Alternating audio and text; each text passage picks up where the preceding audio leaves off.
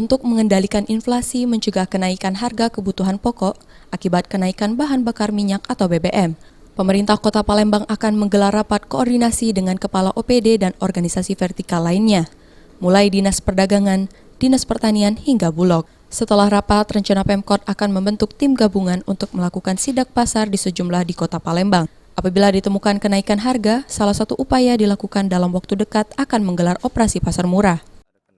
Beberapa harga tuh mungkin Pemkot akan menggelar operasi pasar nggak Pak? Oh ya, dalam waktu dekat, dalam sehari 2 hari ini didahului dengan rapat dulu.